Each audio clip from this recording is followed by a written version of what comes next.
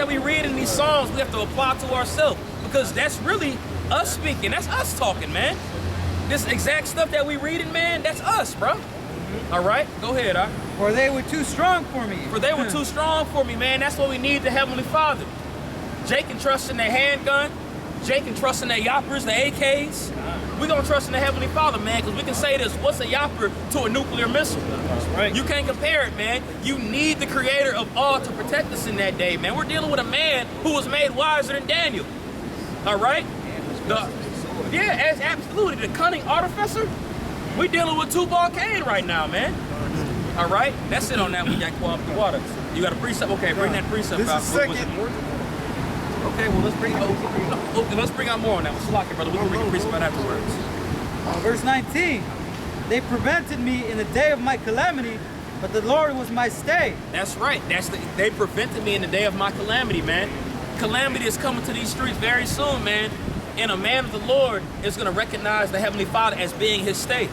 And trust in him whatever the situation is, whether it's military forces, trials and tribulation, you're poor, don't got no food, don't got no water. Whatever the case might be, the Lord is going to be with us within those waters like we read in Isaiah the 43rd chapter. Go ahead, That's it on that one? Khan, brother, Khan. This is 2nd Ezra chapter 9 and 1. I really want to start at 8 and 61. This is 2nd Ezra chapter 8 and 61. And therefore is my judgment now at hand. These things I have not showed unto all men. Yeah, these things have not been showed to all men. Now, you do have Bibles all over, Barnes and Nobles, Christian bookstores. You have Bible everywhere. The Bible is the most published book in the world. All right? But read that again. It says, these things I have not showed unto all men. But these things I have not shown unto all men.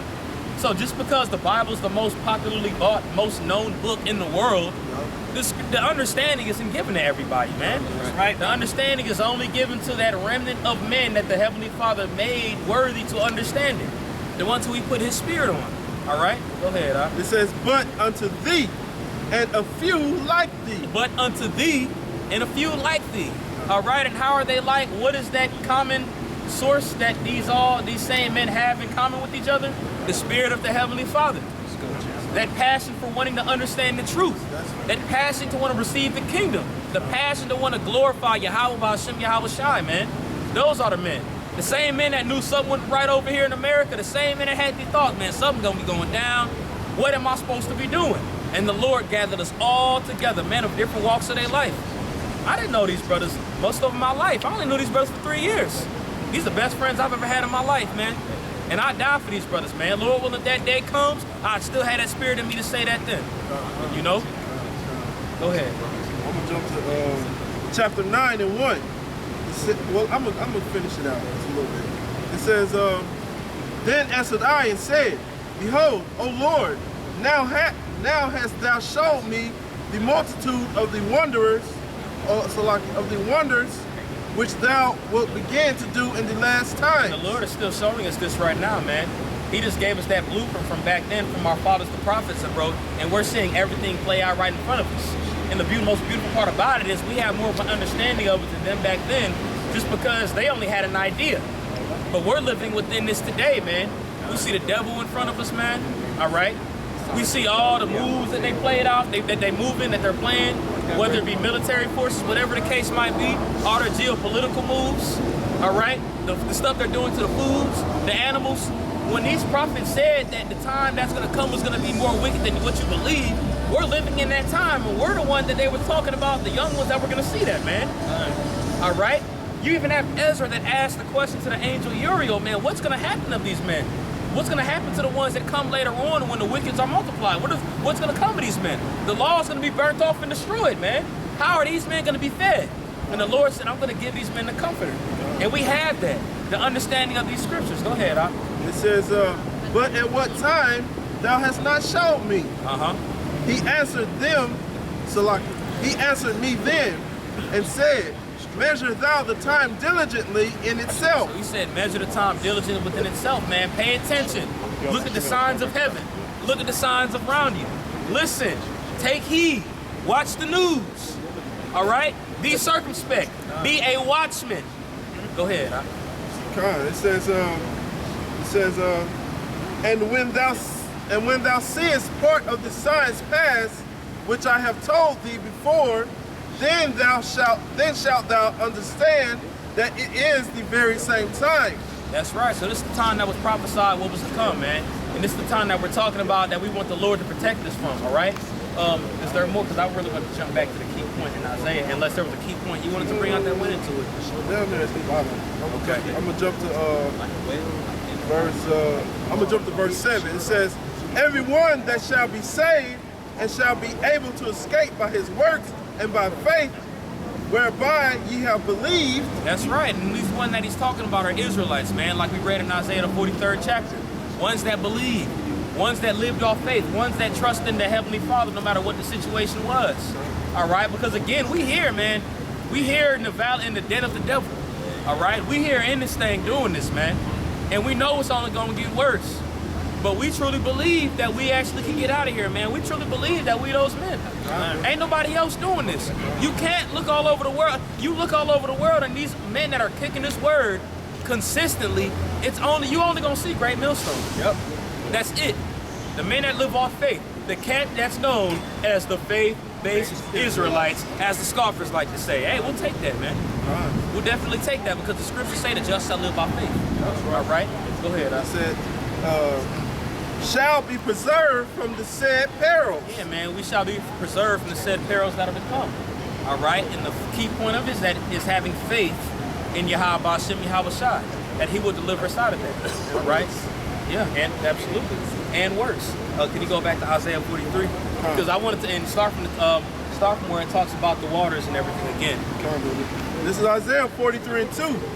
When thou passest through the waters, I will be with thee. When y'all pass through the waters, I will be with thee. All right, go ahead. And through the rivers, they shall not overflow thee. They shall not overflow thee because the Heavenly Father is gonna be with us, man. So we're not gonna be engulfed in our enemies. We're not gonna be engulfed in these hardships. The Lord is gonna take us out of this, man. Because the fire and the water is here. The fire and the water is here. Tribulation's here. Hell is coming to these streets, man. It's coming. The Lord didn't say that he's not gonna have that touch us. He said, I'm gonna protect you while it's here. Go ahead, brother. Come on, brother. It says, go to Daniel 3:25. When thou walkest through the fire, thou shalt not be burned. When thou walkest through the fire, thou shalt not be burned. So the Lord ain't saying, ain't no fire that's not gonna touch you, because he be going against what he said, man. He said, when the fire touches you, you shall not be burned, man. All right, and that goes into trusting in the Heavenly Father. Whatever these curveballs that gets thrown our way, trials, tribulation, Jacob's trouble that's coming, you're hungry, you're thirsty, you're starving. The Lord said, I'm not going to burn you in this fire that's to come, man.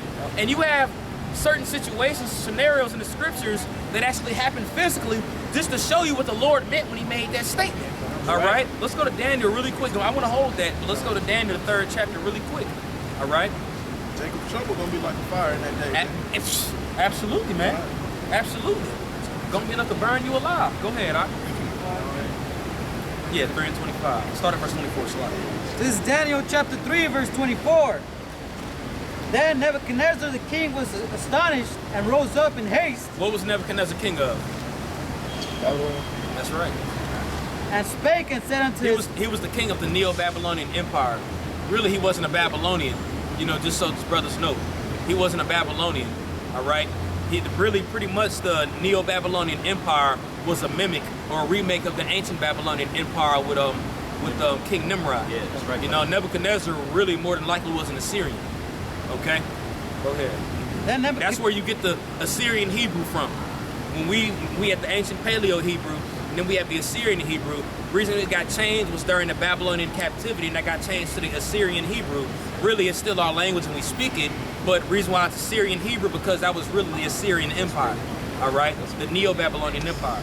I know that was random, but just, Then Nebuchadnezzar the king was astonished and rose up in haste. That's right. Then Nebuchadnezzar the king rose up in haste. Now, the reason why we're going into this verse, because this verse is going into when Nebuchadnezzar had thrown Meshach, Shadrach, and Abednego into that fire, okay? And Nebuchadnezzar really symbolically represents America's power structure right now, all right? Because he wanted them to bow down to an image of himself or an image of the beast, and these three men didn't do it. All right, we have to equate that into ourselves as well, because these devils want us to bow down to their beast system, and since we're rejecting it, they're coming up against us, all right? And that's where a lot of this persecution is going to take place with, because we're not subjecting ourselves to this beast system, all right? So when they kick your door in and everything, and they know who you are, whether you're on that red list or blue list, the reason why is we didn't bow down to that system. And we're going to be thrown in the fire just like these 3 men were, all right? Go ahead. Then Nebuchadnezzar the king was astonished, and rose up in haste, and spake and said unto his counselors, Did not we cast 3 men bound in the midst of the fire? Didn't we throw these men in the fire down here? What in the world's going on, man? I could have sworn the fire was so hot. When you read the story in Daniel, the 3rd chapter, the fire was hot already. But as he turned the heat up, because he was like, are y'all gonna bow down yet? And they said no. He turned the heat up more and said, are y'all gonna bow down yet? They said no. So he was like, throw them in the fire. And they raised the heat up some more. The fire was so hot that the troops, or the troops, the soldiers that bound those 3 men together, got close to that fire. They weren't even in there, and those men, the troops, got burnt up by the fire. That's how hot the fire was, man. And they threw those men in the fire. So now we're going in the instance where Nebuchadnezzar was astounded, looked and like, man, didn't we throw these 3 men into the fire? Aren't these men out here in the den of devils? We out here right now in the devil's playground, man. And a lot of people are shocked, like, man, I'm surprised that they aren't dead yet or anything, you know? Hey, man, we make our bodies out here as living sacrifices. When you read the prayer of Azariah, when you read that in the Apocrypha, it's definitely a well-recommended read, a beautiful book. It goes into Azariah as Abednego, okay? That's his Hebrew name. And when you go into that book, it's the prayer that he did when he was in the midst of the fire, all right? That's definitely a very spiritual book, okay? But he was down there praying when he was down there in the midst of that fire, and we are supposed to be doing the same exact thing, to trust in the Lord. These men trusted in the Lord. They had enough faith to the point where they was like, hey, man, whether we live or whether we die, your judgments is perfect. We fucked up as a people. Yep. All right? Go ahead, They answered and said unto the king, True, O king. He answered and said, Lo, I see 4 men loose. He threw 3 men in the fire, but then he seen 4 men loose. Now he's really confused. He's like, who the heck is this 4th person down there, man? I only throw 3 men in the fire. Where does this other person come from? I know somebody went down there already. Go ahead. Walking in the midst of the fire. Walking in the midst of the fire, man. That's how we supposed to be in this thing, man. We got the Spirit of the Heavenly Father on us, man. We ain't worried about being touched by no fire, man. Yep. We're not worried about being burned by no fire, like we just read in Isaiah the 43rd chapter. All right, go ahead. And they have no hurt. And they have no hurt. That was the key point. And then when you continue on there, matter of fact, read it. And the form of the 4th is like the son of Yahweh. So it says the form of the 4th was like the Son of God, or the Son of the Heavenly Father, man. Which shows you that the Lord is going to be with us wherever we go to. Can you go back to Isaiah 43 and read that part one more time? All right, brother. It says Isaiah 43 and 2. Because when we read this, it talks about how the Lord is going to be with us, whether it be in the water or in the fire. Okay? Go ahead. It says, when thou passest through the waters, I will be with thee. When I pass through the waters, I will be with thee. Go ahead. It says, and through the rivers, they shall not overflow thee. Go ahead. When thou walkest through the fire. When thou walkest through the fire, what? Thou shalt not be burned. Thou shalt not be burnt. Just like there was an example of these men that weren't burnt. And they weren't burnt because they trusted the Lord, and the Lord was literally down there with them, man. We walk in the Spirit. We have the Spirit of the Heavenly Father in us, man. So we ain't going to be burned by this fire or tribulation that's to come. Lord willing, we those men that don't, man. All right? It says, neither shall the flame kindle upon thee. Neither shall the flame kindle upon thee. For I am Yahweh thy God. For I am Yahweh thy God, man. If he's with us, who can be against us, man? We're talking about the entity that created fire and that created water. So if he's that powerful, of course he can control that to the point where it's not going to burn you, man. The man that controls your emotion, your mindset. He controls all the elements, everything, man. So if he has men set up to be redeemed, that's not going to be intimidated by this fire, these men ain't going to be intimidated by this fire. And these men are going to be an example, the elect, exactly. These men are going to be the example, all right? When the kingdom comes and the elect is set on high, joint heirs with Yahweh, the rest of the world is going to look at us and be like, wow, these are the men that were able to overcome all the wicked wiles of the world, man. And the 2/3 of Jake that's going to come back on their right state of mind are going to think like, we were some hoe-ass niggas, man. And they tried to tell us and we didn't want to hear. And they persevered through all of it. That's what we're fighting for, man. All right? Akana, y'all had a precept really quick. And then look like both of y'all got precepts too. All right, go ahead, y'all. This is Psalms chapter 23, verse 4. Yea, though I walk through the valley of the shadow of death, I will fear no evil. Yeah, man, because this is the valley of the shadow of death right now, man. Living in America where evil is set on high. You look at a woman and you don't even know if it's a woman anymore, man. Right. Right? You worried about your best friend, or I'm talking about in the world, Dad. I'm talking about in the world. You know what I'm saying? I don't got to worry about nothing with you brothers, and I'm pretty sure you brothers feel the same way about us. But in the world, I'm saying, you got to worry about your so-called best friend, sleeping with your old lady and looking at your old lady. You know what I'm saying? Everything you eat is defiled. Poisonous in everything. Pork is in everything that you eat, man. He said, yea, though I walk through the valley of the shadow of death, man. This is the shadow of death. Because your shadow follows you everywhere you go. Okay? Death follows this place like a shadow. Go ahead, huh? For thou art with me, thy rod and thy staff, they comfort me. That's right, man. The presence of Yahweh Shem Yahweh Shai comforts us, man. Right, this word that he gave us, the understanding of this word he gave us comforts us. Yep. Having that spirit here, knowing what's to come, and knowing that we actually have the keys to get out of this place, that's a very comfortable mindset to have, knowing that you could possibly be the ones that get delivered out of here, man. Does that mean slow down and bullshit? No, man. That means continue doing what you're doing in the spirit, man, and keep growing. All right? Is there more to that? Okay, go ahead, Monsipar. Mark 9:1. And he said unto them, I verily say unto you, that there be some of them that stand here which shall not taste of death. That's right, man, because we know that a lot of members of the elect are going to die as well. But those men that die that's of the elect are going to be the ones that get risen up first. But this is a promise that he said, man. He's saying not all of us are going to die, man. So there's going to be some of us that you see up here that's not going to make it to see death. When I say make it to see death, that's a good thing. They're not going to see death. All right? That taste death. Absolutely. Like Paul said in 1 Corinthians, the 15th chapter. All right? Go ahead, huh? Till they have seen the kingdom of the Most High come with power. That's right, man. So a lot of these elect men aren't going to see death. They're going to see the coming of Yahweh Shai. They're going to go through all the infirmities, all the sicknesses, and still walk. And still be able to witness the coming of the Heavenly Father. That's a beautiful thing, man. All right? Shoot, whether you live or whether you die, whatever it is, whatever the portion the Lord gives you or your lot is beautiful ultimately, man. Because if you die being a martyr. Yep. Just like the apostles died, man. You died professing the name of Yahweh Shem Yahweh Shai.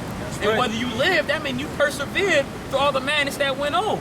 Because the ones that live through all of this are going to see some wild stuff, man. That's right. So the Lord could use that. The Lord could use these men and be like, you know what? You got some work you got to do still, man. I'm going to see if you truly deemed worthy, like the brother said earlier. So I'm not about to kill you. I'm about to let you live through all of this when it really gets hard. And if you can persevere through all of this, you're going to see that glory. Endure to the end. Going to endure to the end. That's right, brother. All right, you got more to that, Von Spot? Go ahead, Spot. This is Psalms chapter 66 and verse 12. Thou hast caused men to ride over. Speak afterward. This is going to be the last one. Okay. This is Isaiah 66 and 12. Thou hast caused men to ride over our heads. We went through the fire and through water. That's a beautiful precept right there, man. He said, what? Read that again. It says, thou hast caused men to ride over our heads. That has caused men to ride over our heads, man. That really goes into the proud and the lowly, man. All right, these men that's over your heads are the high-minded, lofty ones that we're talking about. Esau, man, this devil. All right, go ahead. We went through the fire. We went through the fire and through water. We went through the fire and through the water, man. Both of those are positions of difficulty. And this is a precept, the 2nd Ezra, the 7th chapter, the 6th verse. When it talks about the city being built full of all good things, and he talks about that pathway. It's fire on this side, and it's water on the other side, man. And the Lord used us and allowed us to go all the way through that, man. That's what Isaiah is pretty much saying. All right, go ahead. It says, but thou broughtest us out into a wealthy place. But thou delivered us out of this fire and water and delivered us to this wealthy place. Go ahead. This is Isaiah chapter 51 and 23. But I will put it into the hand of those who afflict thee, who have said to thy soul, bow down, that we may go over, and thou hast laid thy body like the ground. Yeah, so the Lord is going to afflict you so-called white people, man. That's right. Esau, That's right. Just like you afflicted us. This goes into the parable of Lazarus and the rich man, man. When he talked about ride over your heads, man, that means that they're over you right now in a sense, man. Because if they're over you, that means you low and they're higher than you. That's right. All right, goes into the proud and the humble. All right, go ahead. It says, bow down that we may go over, And thou hast laid thy body like the ground. Thou hast laid thy body like the ground, man. Con. All right? And like the street to those who went over. Yeah, and that goes into the position that we're in right now, man. Because this is hell that we're in. Contrary to popular belief, this is hell. Yep. Hell is not a spiritual place that when your spirit leaves your body, your spirit, which is made of fire, burns forever. That's right. That is not hell. That does not exist. That is something from Alice in Wonderland, man. That is not real. Hell is a condition played out on earth, a position of difficulty. When you go into that word hell, that word is shawa'al, which means the grave. That's right. So right now we're in hell. We're in that lowly condition right now where they're riding over us daily. That's why when you go to Isaiah 14, it says, yet the worms spread over thee and the worms are under thee. And it goes into Esau's downfall, that paradigm shift, where they're going to be in hell when the kingdom comes, and we're going to be in our rulership. That's Thus right. We get Lazarus and the rich man from. All right? Was there more on that one? Okay. Ecclesiastes 12:7. Then shall the dust return to the earth as it was, and the spirit shall return unto the Most High who gave it. Yeah, man, and your body's going to go back to the earth where it went, and then you're going to go back to the spiritual father, or the heavenly father, whether you was a pedophile, whether you was a righteous man, whether you was Adolf Hitler, whoever the hell, Donald Trump, whatever it is, you're going to go back to the spirit world and come back down and play your judgment out on earth. But now we know the kingdom's coming down to earth, where they're going to play their judgment here, and they're going to come back being slaves in the kingdom. People like David Rockefeller, all these other wicked men that died here in the recent past, man. No, like this brother went into that about 2 weeks ago, man. You got David Rothschild up there by the Heavenly Father, tightening his tie up and everything, that deep gulp of spit. He knows what's coming, man. He knows what's coming, bro. All right, you can relax all you want to, David. It's all good, man. You're going to come back here and pick cotton and get your back beat just like the rest of your Edomite counterparts, man. You know, you're going to break them bricks, man. You're going to be at the bottom this time, man. We're going to have our boot on your neck finally, damn devil. That's right. You proud-ass woman walking around with the shirts off and everything. Salakia, man. That stuff that happened earlier, man, they got the nerve to say stuff about us, but as soon as you see stuff like that, ain't nothing. You got children that walk around, for God's sake, man. You know, I know that was random, but damn, man. This place gotta go, man. That's right. You know, and I'm gonna end it off on that. If anybody else want to speak. Not all at the same time. Like that.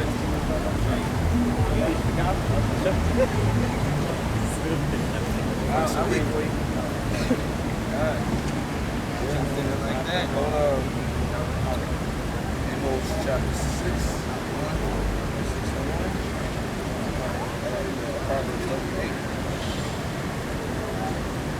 Yeah, man, definitely you devils, man. Y'all definitely gonna be Charles, man. Going to the Bible, man. Hey, it's gonna be a beautiful thing. It's gonna be a long time coming. The devil been brewing for too long, been doing too much, man. You know? I really want to get into talking about Jake, man, and our people, and specifically the rich of our people, man. I don't give a damn about Jake, man. Jake going around worshiping all these people for money. That's Jake's only thing. That's what Jake worships, respect.